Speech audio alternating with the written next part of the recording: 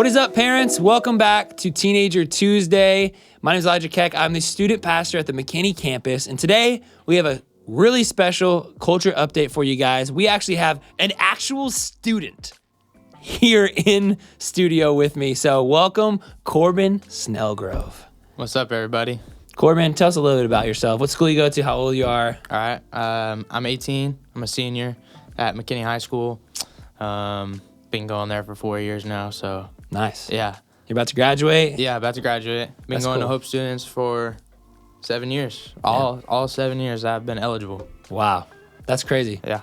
That's really cool. Actually, if Corbin's mom, if you're watching this, and we know that you are, shout out to you. Hey, we have something special though. I asked Corbin to come in for today and pretty much do 5 things that parents should know about Gen Z or about his generation. Yeah. I think that's important because as a youth pastor, I can tell you things that students are going through, but I'm not a student.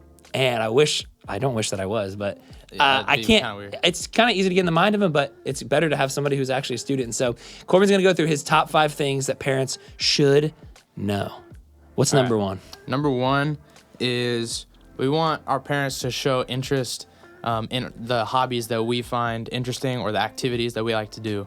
When they show interest and ask how certain things are going, whether it be like a professional league that you pay attention to or whether it's something you go out and do by yourself.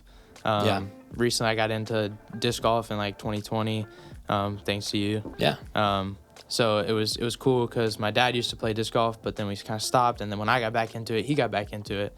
And it really helped me, encouraged me because then I can go spend time with my parents. Yeah. Out and doing things that I like. And then he can also keep up with the things that I am keeping up with, and we can have conversation about that type of thing. Yeah, I've heard that same thing from other students. And I think the main idea from that is kind of don't try to relive your teenage years through your students. Like, if your student doesn't want to be a cheerleader, that's okay. If they don't want to be on the dance team, that's okay. Just because you did something doesn't mean they have to. And, just because, video games don't, you're like, that's not cool. That's not, that's not a real thing. It is. And, to your students, it's just as real as being a basketball player or being a football player. And so have an interest in what they're going through. Otherwise, it's going to be hard to relate. It's so hard because, you can go through things and, start working towards being better at this certain thing that you enjoy, and then they kind of just don't understand. But then when they try and you can never really understand it to the point that I'm going to understand it because I have a different interest. But if you have a little bit of interest, it just kind of helps us out a little bit. That's awesome. Cool. What's number 2? Number 2 is we don't like being compared to other kids. That's a big thing. Hey, this kid that I met today just got this award at school, or this kid just made this soccer team. That it doesn't do anything good for us. It just discourages us. Because usually it's not a comparison hey, your grade is 5 points higher than this kid's. It's always this kid's grade is 5 points higher than yours. And it's well, now I have to be better. You feel pressure on you to be better. Yeah. Where if you're trying your best and you just aren't as good as the other people, then I think in that same sentiment, celebrate your students for what they're doing well. Comparison thing is tough because, students are good at different things. And, my sister was a genius. I was not amazing at school, but I did other things well. And so I think my parents did a good job at they pushed me to be better in things, but it was never a comparison. It was always hey, we're celebrating you for being good at music or good in plays or whatever. Mm-hmm. So I think if as long as your kid or your student is trying their best to be the best that they can, then that's good. If they're falling short in certain areas and they could be working harder towards that, then that's a different thing. But it's if I'm trying and some kid is just better than me, you don't gotta point it out, because then I'm trying my best. I can't do much more. Yeah, I think the 2 big things there is attitude and effort. If they're doing both of those well, cheer them on and help them. Help them get better at those things. Yeah. What else we got? What's number 3? Number 3 is there's going to be times when we just don't feel like doing anything. I don't know why, but if I don't do anything for a few hours, if I'm just resting or sitting around, my parents are hey, are you okay? Yeah, I'm okay. I just had a busy week. Or you haven't done anything, get your butt up and do something. I don't know. There's certain times, obviously I don't want to be sitting around 7 days a week and doing nothing, but Right. there's a certain point where you're like, you need to just kind of relax. Yeah. Yeah.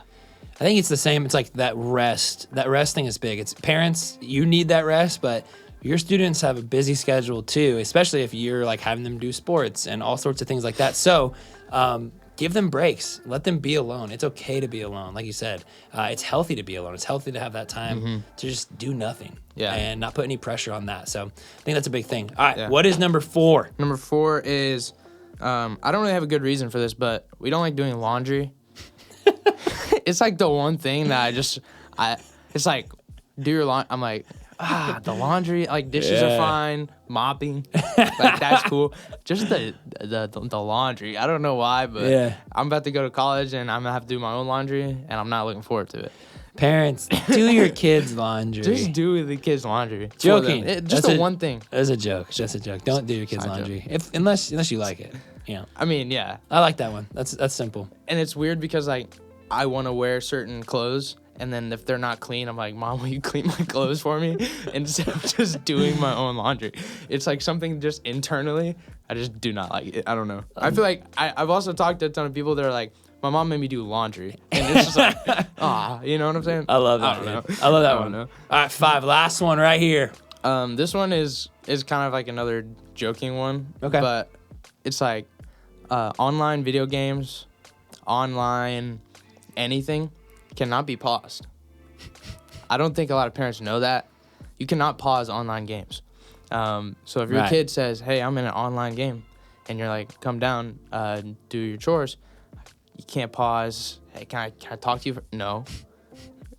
Yeah. Get me before I'm playing the game. You know? No, I'm just kidding. But like, online games cannot be paused. So if you're like, why can't you pause the online game? It's because like there's other people playing at the same time from like everywhere around the world, and so it's like, if you pause, then everybody else has to pause, and like that just doesn't work. Yeah. So no, I think it is a joke, but it's so true. Like parents get so upset, or some parents get so upset by that. Like, dude, just exit the game. It's like, it's not a Nintendo. Like it is it's kind of your team's trusting on you. There's things going on that like you need to be in the game. So obviously there's times where you can be like, dude, just get off. Yeah. Get Obviously off there's times the to thing. get off the game and stuff like that. But if you're like, why can't you pause the online game? There you go. It's just not. It's not an option. Like there's not even an option to be like, hey, can everyone pause? No, it's not one of those. Yeah.